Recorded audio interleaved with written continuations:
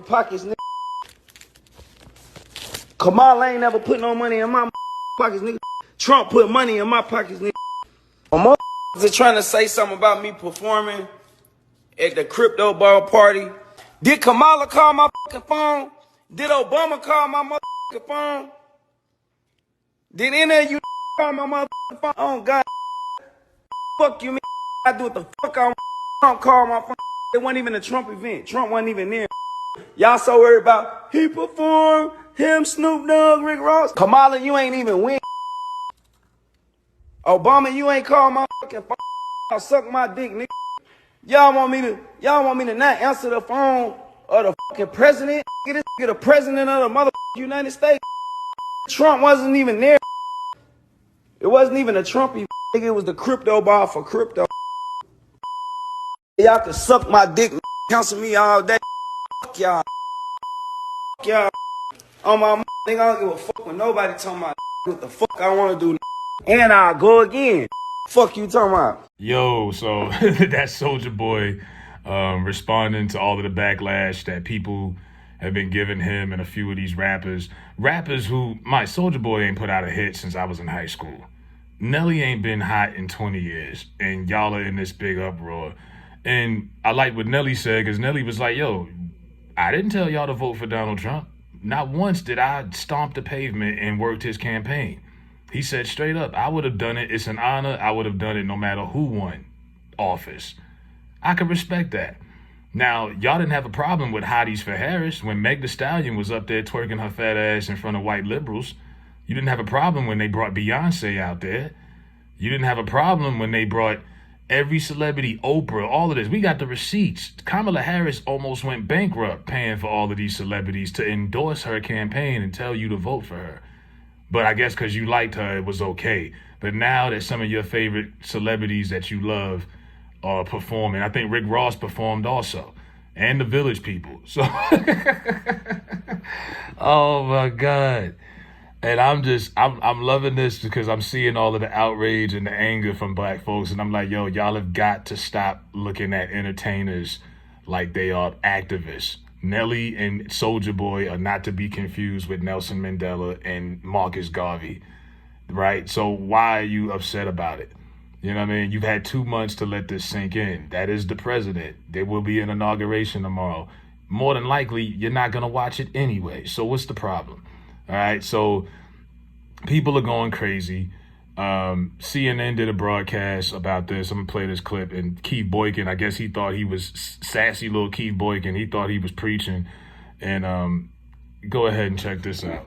Yeah, I'm there, homie. But Nelly, the same thing. There are a lot of rappers who have sided with Donald Trump. For all kinds of, he pardoned several of them. He was giving away pardons. Yeah, he was giving away pardons to people, and that's why they were endorsing But him. I mean, what's going on there? What is it about these particular? These are not the intellectuals of hip hop. These are not except for Kanye. These are typically not political people at all. Like I said, there's some in the hood. There's this notion of he's tough. He gave us money, right? They're not. I was reminded also, I mean, back in the 80s, Donald Trump was, at the boxing matches. He was with Don King. I mean, he was in a different place in the culture. He went into the 90s as the subject of rap songs. And just, Gail, I know you're not a rap expert, but I am definitely not a rap expert, but something happened in this election maybe where because of his victory, all the business people were like, you know what? Trump is no longer politically toxic. And some of these folks are making the exact same calculation on the music side as well. They are doing exactly that. And it is an honor. It's an honor to be able to sing at an inauguration.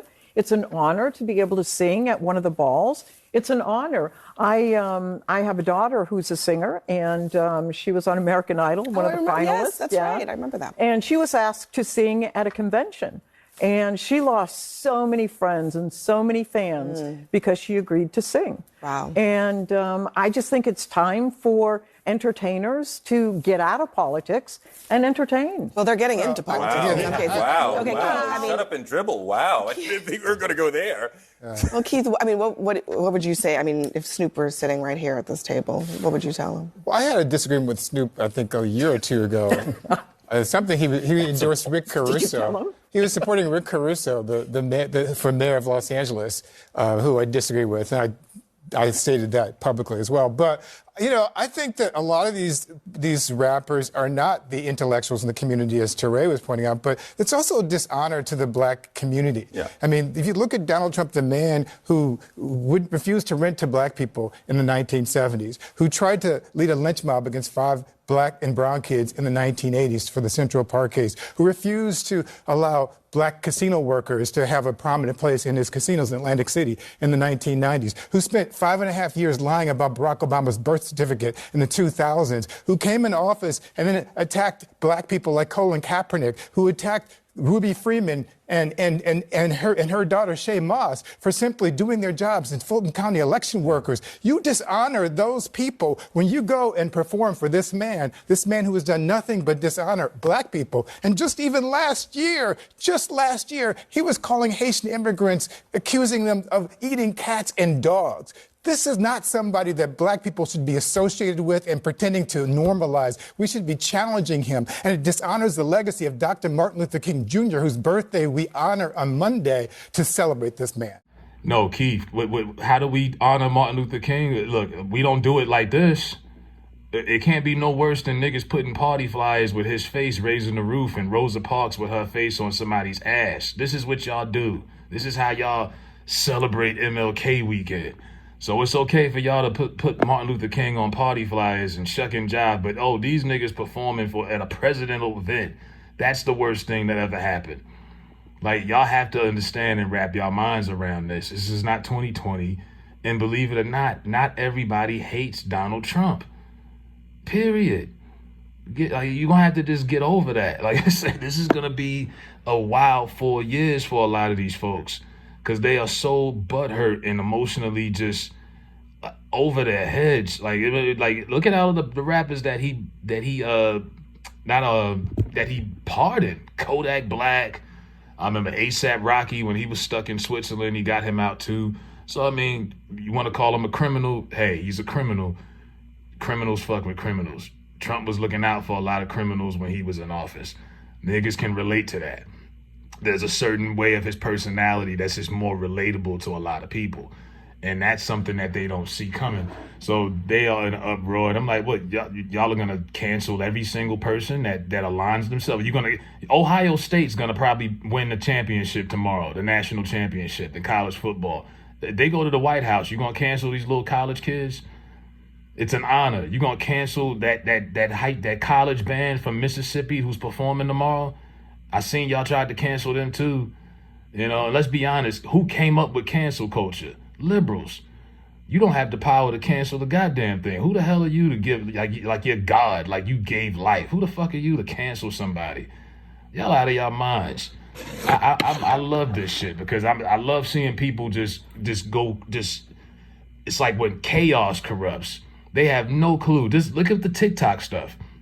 So they're saying, well, they took TikTok down just so he could make it seem like he was a hero. Look, y'all were crying and complaining and belly aching for the last 24 hours because of TikTok being down.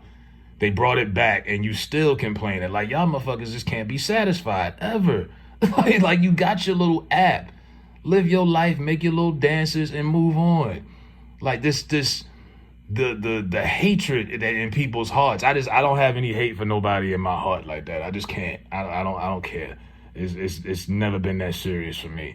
But yeah, just seeing these people go crazy over entertainers doing their job. They're entertaining people. That is what they do.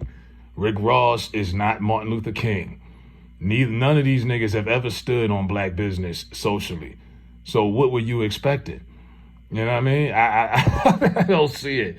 But yeah, they brought all of them out. Torre, Keith Boykin, Don Lemonade, they all speaking. And the typical, usual feminine black men that usually speak for us are always out there. And, it's hilarious to see this shit come full circle because their plan completely backfired. They thought they were going to run the same game plan they did in 2020, tell you he's racist, not give you any political reason to vote for Kamala, and they thought that was going to be enough. And I kept saying to myself, that ain't enough, bro. People can't put food on the table. People are tired of seeing these migrants live like, kings and queens, and they struggling. You're going to have to give people more of a reason to vote other than just he's the bad guy. That shit ain't working no more. Like, money talks, and it ain't about no STEM check for $1,200. What the hell is $1,200, bro?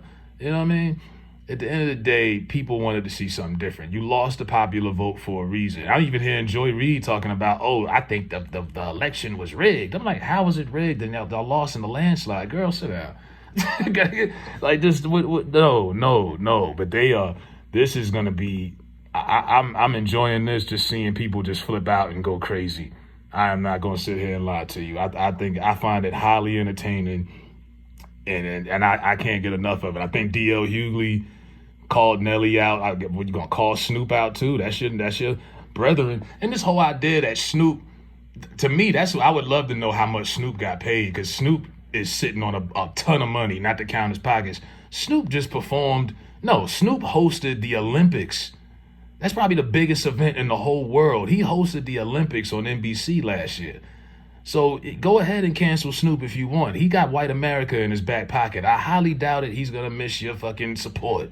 You know what I mean? And Nelly, y'all ain't listened to Nelly in 20 years. Now all of a sudden you can't keep him off your mind. Oh, Ashanti, get your man. I'm like, man, stop it, bro. That Nelly never told you to vote for Donald Trump. Meg Thee Stallion told you to vote for Kamala. These other celebrities told you what to vote for. He didn't. Neither did Soulja Boy. Soulja Boy kept it real. I got paid. He showed you the badge right there. He bought his money. So it is what it is, man. But let me know what y'all think. All these people crashing out over this inauguration performance. An inauguration that most of them ain't going to watch anyway, because we know they hate Trump. So, yeah.